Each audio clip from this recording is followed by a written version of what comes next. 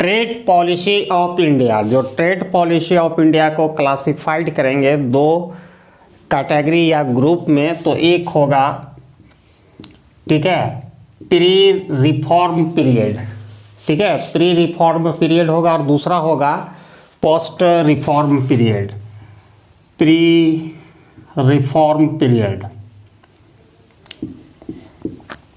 ठीक है, और जिसको हम कह सकते हैं प्रायर टू 1991, यानी बिफोर ऑफ 1991, और दूसरा है पोस्ट रिफॉर्म पीरियड, ठीक है। जब हम एलपीजी की पॉलिसी लागू करने की बात की, जिसको हम कह सकते हैं पोस्ट 1991, ठीक है। दो पार्ट्स में इंडिया के जो ट्रेड पॉलिसी यानी भारत की व्यापार नीति को दो भागों में बांटा गया है, एक रिफॉर्म पीरियड की पहले 91 की पहले और एक 91 की बाद, ठीक है। तो आज का हमारा जो क्लास जो होगा वो सिर्फ होगा प्रायर टू 1991, ठीक है। तो उसी पर हमारा आज का क्लासेस आधारित है, ठीक है। इस पीरियड की बात करेंगे, ठीक है। तो ट्रेड में एक्चुअली दो चीज़ इंक्लूड होता है, या तो कोई चीज़ हम खरीदते हैं या बेचते हैं, यानी जो चीज़ को हम खरीदते हैं, ठीक है, किसी दूसरे कंट्री से खरीदते हैं तो वो एक्सपोर्ट हुआ, इंपोर्ट हुआ, और हम जो किसी दूसरे कंट्री को बेचते हैं वो इंपोर्ट हुआ, नहीं मंगाते हैं तो इंपोर्ट हुआ, ठीक है। जब एक्सपोर्ट और इंपोर्ट, तो एक्सपोर्ट का मतलब होता है कि जब हम अपना कोई असाइनमेंट कंसाइनमेंट को हम किसी दूसरे देश में भेजते हैं, अपने प्रोडक्ट को किसी दूसरे देश में भेजते हैं, यहाँ से जाता है। और इंपोर्ट से होता है कि हम दूसरे देश से कोई प्रोडक्ट को मंगाते हैं, ठीक है। और ये दोनों को इंक्लूड करके ट्रेड पॉलिसी बनता है, ठीक है। तो आज का हमारा जो क्लास है वो है pre reform period trade policy of India, जिसको प्रायर टू 1991 पॉलिसी कहेंगे। तो जो प्री रिफॉर्म पीरियड का जो हमारा ट्रेड पॉलिसी था वो पूरा था प्रोटेक्शनिस्ट, यानी संरक्षणवादी नीति से युक्त था। मतलब माने प्रोटेक्शन हम दे रहे थे इन्फेंट इंडस्ट्रीज़ का। और इसके साथ ही जो हमारा प्री रिफॉर्म पीरियड का जो भारत का ट्रेड पॉलिसी था वो पूरी तरह कम्प्लेक्स और कुम्बरसम था, ये कठिन कम्प्लेक्स प्रक्रिया थी। यहाँ पर टैरिफ और नॉन टैरिफ दोनों मिला के काफ़ी ज़्यादा रेस्ट्रिक्शन प्लेस था, ठीक है। उसी पर हमारा आज का क्लास आधारित है, जिसमें यहाँ पर डिफरेंट टाइप ऑफ इम्पोर्टर था, अलग अलग इंपोर्ट करने वाला अलग था, फिर डिफरेंट टाइप ऑफ लाइसेंस था, अल्टरनेटिव वे ऑफ इम्पोर्टिंग थी। मतलब जो इंपोर्ट करने का भी इंपोर्टर का सबका कैटेगरी बटा हुआ था गवर्नमेंट के द्वारा, ठीक है। यूजुअली इसमें 4 प्रकार का जो इंपोर्टर है इंपोर्ट देखने को मिलता था, इंपोर्ट लाइसेंस। एक होता था ओपन जनरल लाइसेंस, दूसरा होता था सप्लीमेंट्री, ठीक है, इंपोर्ट लाइसेंस। तीसरा जो कैटेगरी था उसको आप ऑटोमेटिक लाइसेंस कहते हैं, इंपोर्ट लाइसेंस। और चौथा था government import through government owned canalise agency, मैंने गवर्नमेंट के द्वारा कंट्रोल कुछ एजेंसी अपॉइंट किया था, उसके द्वारा आप इंपोर्ट कर सकते थे, ठीक है। लेकिन जो भी था हमारा ट्रेड पॉलिसी का जो बेसिक जो ऑब्जेक्टिव था, यहाँ डेवलप करना था एक सेल्फ रिलायंट आप कह सकते हैं प्रोडक्शन स्ट्रक्चर, मतलब आत्मनिर्भर भारत की निर्माण करने की बात कही गई थी, ठीक है। और इसके अतिरिक्त यहाँ पर जो हायर टैरिफ चार्जेस किया जाता था इंपोर्टेड गुड पर, हायर टैरिफ लगाया जाता था इंपोर्टेड गुड पर, और हायर जो चार्ज किया जाता था इंपोर्टेड गुड्स पर क्यों किया जाता था, उसका एक ही ऑब्जेक्टिव था कि यहाँ के इन्फेंट जो इंडस्ट्रीज़ है उसको प्रोटेक्शन मिल सके। इन्फेंट इंडस्ट्रीज़ आप जानते हैं जिसको अपने शुरुआती अपना जीवन किया है कोई इंडस्ट्रीज, और वो विदेशी मुकाबला नहीं कर जाता, उसके सरकार के द्वारा क्या किया जाता था, एक तरफ जो इंपोर्ट होता था, जो सेम मटेरियल जिसकी क्लॉथ सब्स्टिट्यूट मटेरियल जो विदेश से आता था, उसका प्राइस बढ़ा दिया जाता था, higher rate of import duty taxes उस प्रोडक्ट पर डाल दिया जाता था, ताकि ये माने मुकाबला करने के काबिल हो सके। मतलब अब है कि इस इंपोर्ट जो करने, हायर आप इंपोर्ट चार्ज करोगे इंपोर्टेड गुड्स पर, तो उसका प्राइस काफ़ी बढ़ जाएगा, क्योंकि टैक्स भी इंक्लूड होगा। वहाँ गवर्नमेंट का ये पर्पस नहीं था अपना रेवेन्यू बनाना, वहाँ पर्पस था प्रोटेक्शन देना अपने शिशु उद्योग, जिसको हम इन्फेंट इंडस्ट्रीज कहते हैं। अब ऐसा करने से क्या होता था, इंपोर्टेड गुड्स का प्राइस जो होता था काफ़ी ज़्यादा हो जाता था as compare to goods produce at domestic, जो घरेलू में जो इन्फेंट इंडस्ट्री द्वारा जो गुड्स तैयार किया जाता था उससे काफ़ी ज़्यादा होता था। ठीक है, इसी को हम लोग कहते हैं इंपोर्ट, ठीक है, सब्स्टिट्यूशन पॉलिसी। ठीक है, इंपोर्ट सब्स्टिट्यूशन पॉलिसी मतलब हम अपने इंपोर्ट जो ड्यूटी है या टैरिफ को काफ़ी ज़्यादा चार्ज करके हम अपने जो अभी नए उद्योग है, आज़ादी के बाद किया था, बहुत सारे नए उद्योग थे, तो उसको संरक्षण, जैसे हमारे यहाँ चीनी उद्योग को कहा गया संरक्षण का उद्योग। चीनी यानी sugar industries is also called, it is the industries of protection, मतलब यहाँ प्रोटेक्शन दिया जाता था गवर्नमेंट के द्वारा। और टैरिफ के अतिरिक्त एक तो टैरिफ मेजर है किसी इंपोर्ट को कंट्रोल करने का, दूसरा नॉन टैरिफ में भी था, बहुत सारा परमिशन माने लेना पड़ता था अगर किसी गुड्स को किसी दूसरे कंट्री से इंपोर्ट करना होता था, मंगाना होता था। जैसे उदाहरण के लिए कंप्यूटर मंगाते थे तो उसमें टैरिफ उरिफ की तो बात है ये था। इसके अतिरिक्त apart from the tariff non tariff restriction भी प्लेस था, जैसे बहुत सेवरल टाइप ऑफ मतलब परमिशन गवर्नमेंट से लेना पड़ता था, जो एक अपने आप में एक कम्प्लेक्स प्रक्रिया थी।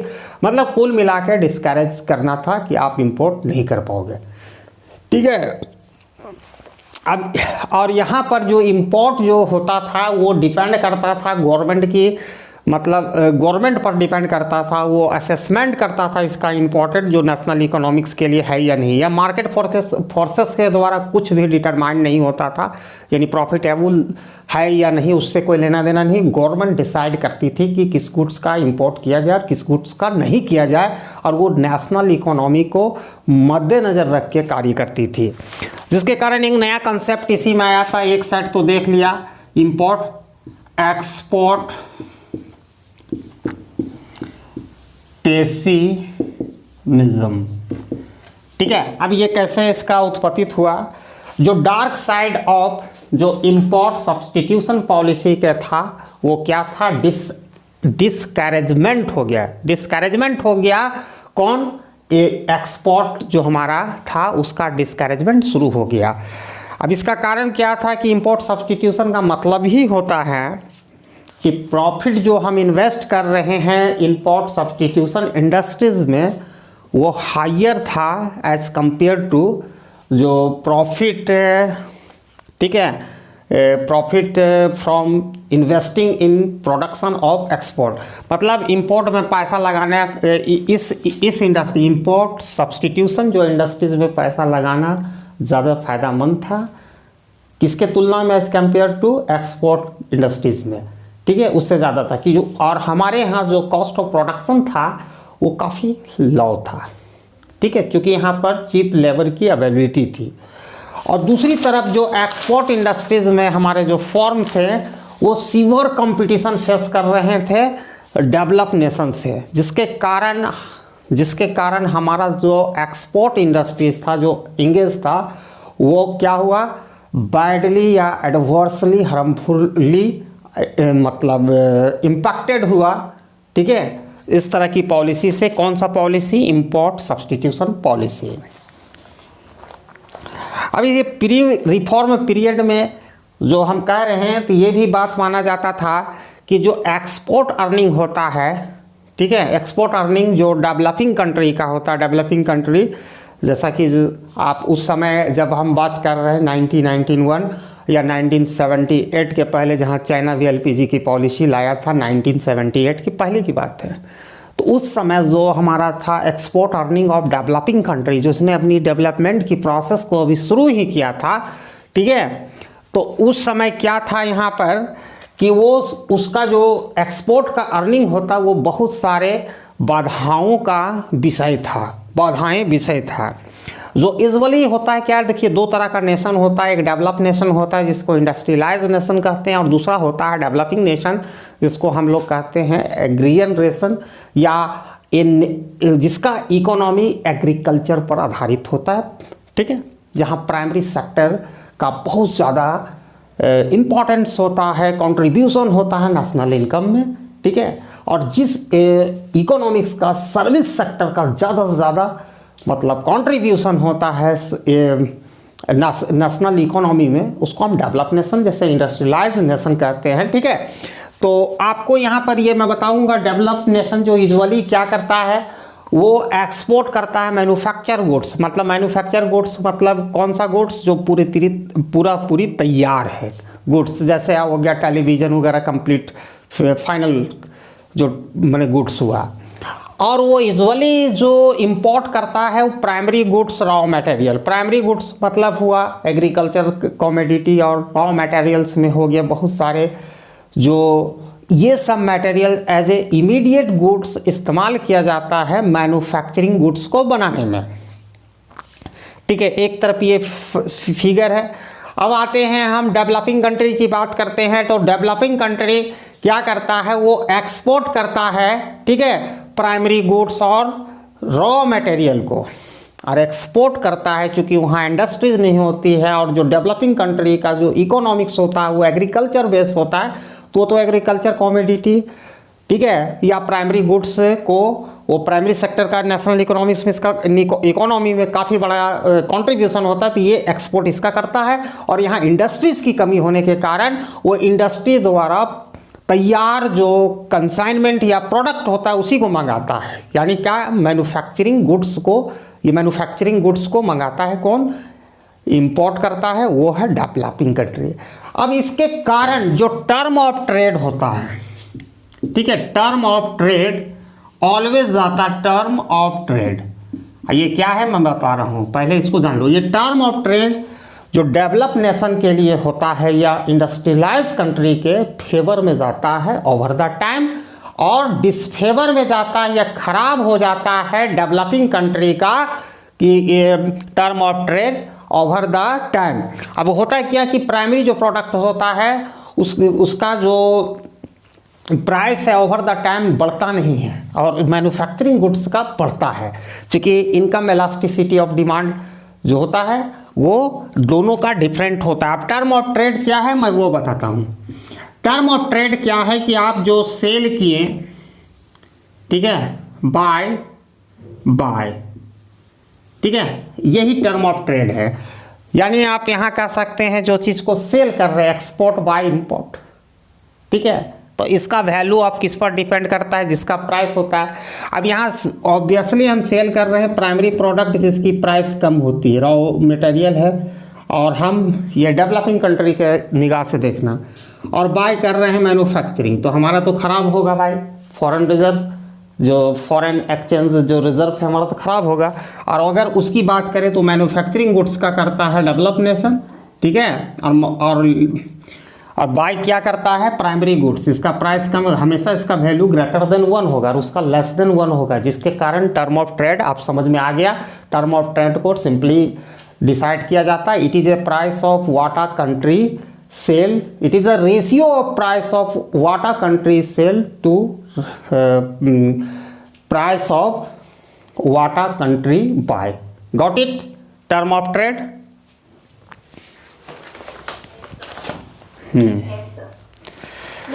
हाँ, फिर उसके बाद इसमें बहुत सारे चीज़ है, ये तो मोटा मोटी पिक्चर है आया अभी तक। अब हम पूरी इसकी पिक्चर को उतारेंगे अपनी भाषा में, ठीक है। तो जैसा कि हम जानते हैं जो मैन्युफैक्चरिंग जो गुड्स होता है वो बड़े बड़े कंपनी के द्वारा, लार्ज कंपनी के द्वारा मैन्युफैक्चरिंग गुड्स का प्रोडक्शन किया जाता है, ठीक है, मैन्युफैक्चर प्रोडक्ट। जब भी मैन्युफैक्चर जो प्रोडक्ट होता है ये बड़ी बड़ी कंपनियों के द्वारा तैयार किया जाता है, जैसे आईफोन वगैरह हो गया, कितनी बड़ा, वो हम उस समय की बात कर रहे हैं, अभी तो प्रेजेंट एग्जांपल ले रहे हैं, किया जाता है। लार्ज कंपनी होती है और ये इसकी नंबर फ्यू होती है, या तो ये इंजॉय करते हैं मोनोपोलिस्टिक कंपटीशन या ओलिगोपोली। फ्यू सेलर याद रखिएगा, ये करते हैं, ये एक्चुअल में प्राइस, ठीक है, सेटर होते हैं, मेकर होते हैं। ये प्राइस अपने मतलब है कि इनका प्राइस के मतलब डिटर्मिनेशन में ये अपने से निर्धारित करते हैं, क्योंकि ये फ्यू है, ग्लोबली इनका इंटायर पूरे वर्ल्ड मार्केट पर अधिकार होता है, ठीक है। और दूसरी ओर जो एग्रीकल्चरल प्रोडक्ट्स होता है, एग्रीकल्चरल प्रोडक्ट्स, ठीक है, या कमोडिटीज, ये किसके द्वारा प्रोड्यूस किए जाते हैं? Large number of small farmer, large number of small farmer, ठीक है। और जिसके कारण इन माने ये लार्ज नंबर जरूर होता है, लेकिन ये स्मॉल फार्मर है, इसकी शक्तियाँ छिन छिन होती है, जिसके कारण ये इनके प्राइस पर, जो एग्रीकल्चर जो कमोडिटी के प्राइस पर इसका कोई कंट्रोल नहीं होता। ये प्राइस टेकर होते हैं, जो प्राइस दिया जाता है वही लेते हैं ये। इसके अतिरिक्त ये मेकर होते हैं, ये लेने वाले होते हैं, ठीक है।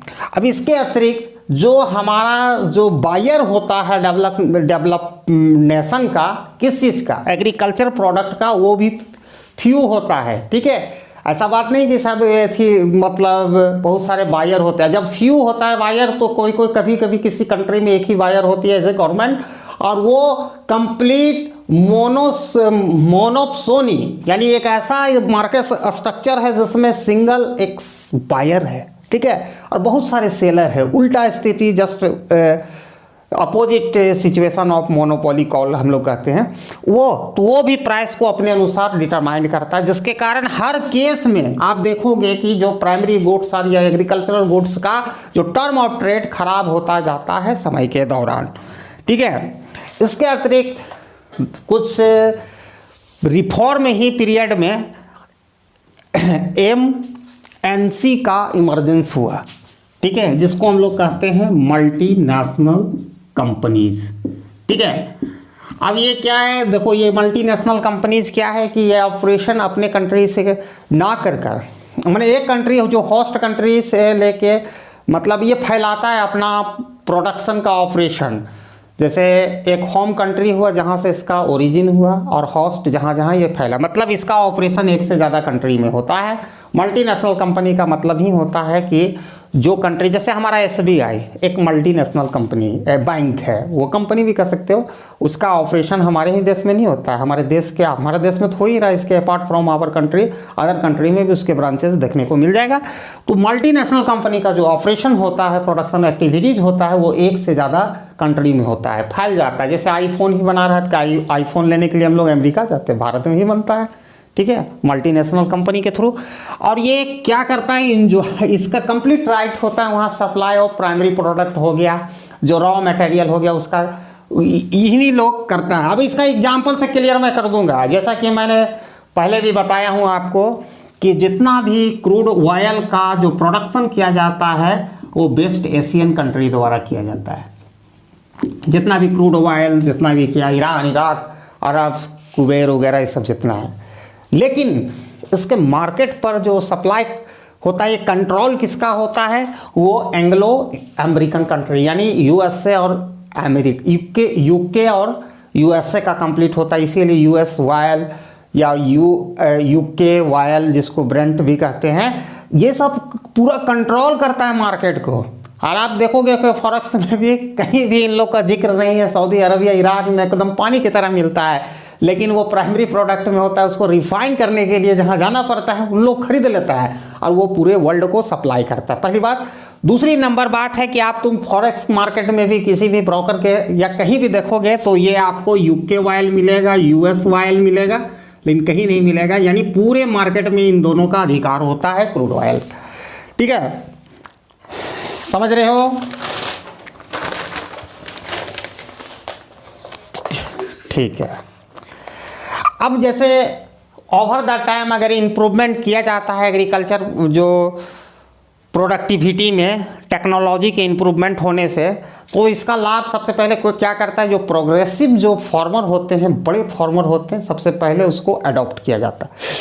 और उसकी मतलब वो अडॉप्ट करने की जो कॉस्ट होती है वो बहुत ज़्यादा नहीं होती, जिसके कारण ये बहुत जल्दी स्प्रेड हो जाता है, फैल जाता है छोटे छोटे फार्मर में, जिसके कारण क्या होता है, फिर वही स्थिति होती है कि सप्लाई किसी चीज़ का ज़्यादा होगा तो उसका प्राइस नहीं बढ़ेगा। ठीक है, क्या होता है कि उसके बाद वो जो बायर होता है तो वहाँ तो मोनोपोली की स्थिति है, जिसके कारण ये तुरंत फैल जाता है इसका, तो और इसका प्रोडक्ट का जो प्राइस बढ़ के ना घटने लगता है। क्योंकि इम्प्रूव होती है टेक्नोलॉजी तो प्रोडक्शन बढ़ता है, और प्रोडक्शन किसी भी चीज़ का जितना ज़्यादा सप्लाई बढ़ता है उतना ज़्यादा उसकी प्राइसेस कम होती है ओवर द टाइम। क्योंकि सबके पास माल है, मेरा माल ले लो, मेरा माल ले लो, और जो लेने वाला एक है मोनोपोली की स्थिति, जो कम में देगा उसी से लेगा, इसलिए मजबूरन में सबको कम करना पड़ता है, ताकि कम से कम मेरा जो माल है कि अगला साल के लिए, तो एग्रीकल्चर प्रोडक्ट हर साल नहीं किया जाता है, कम से कम मेरा हट जाए इस साल का गोदाम में, स्टॉक में, इन्वेंट्री में, ताकि अगला साल हम दूसरा नया माल को बेच सकें। और इसके अतिरिक्त हमारा जो प्री रिफॉर्म पीरियड में है, एक आवश्यकता थी कि हमें अपनी डेवलप करनी थी ऑन इंडस्ट्रीज़, और जिसके कारण हमें अपनी इंडस्ट्रीज़ जब डेवलप करेंगे तो हम क्या कर रहे थे, बहुत सारे इक्विपमेंट मशीनरी को हम मंगा रहे थे दूसरे देशों से। और उसमें प्री रिफॉर्म पीरियड में 91 से पहले लेकर आज़ादी के बाद की स्थिति है, बहुत बार हमको फूड ग्रेन वगैरह भी हम पूरे तरह आत्मनिर्भर नहीं थे, कितना बार मंगाना पड़ा। जो हमारा जो स्केयर जो फॉरेन एक्सचेंज है वो यूज किया जा रहा था। कहाँ किया जा रहा था, पहला तो मशीनरी मंगाने में, कभी कभी फूड वगैरह इमरजेंसी की स्थिति में फूड ग्रेन भी मंगा रहे थे विदेशों से, जिसके कारण हम मार्केट की परिस्थितियों के अनुसार हम कभी भी एक्सपोर्ट और इंपोर्ट नहीं कर पा रहे थे, बल्कि गवर्नमेंट की पॉलिसियों के अनुसार हमको करना पड़ता था, गवर्नमेंट के सिचुएशन के अनुसार करना पड़ रहा था, जिसके कारण हमारे पूरी तरह से हमारी जो ट्रेड पॉलिसी पूरा एक तो बंधा हुआ था गवर्नमेंट से। फिर उसके बाद 91 के बाद इसकी सुधार हुई, जब हमने LPG liberalization, globalization and privatization की जो इकोनॉमिक्स रिफॉर्म प्रक्रिया आई, तो उसके बाद तो मैं कल की क्लास में करूँगा।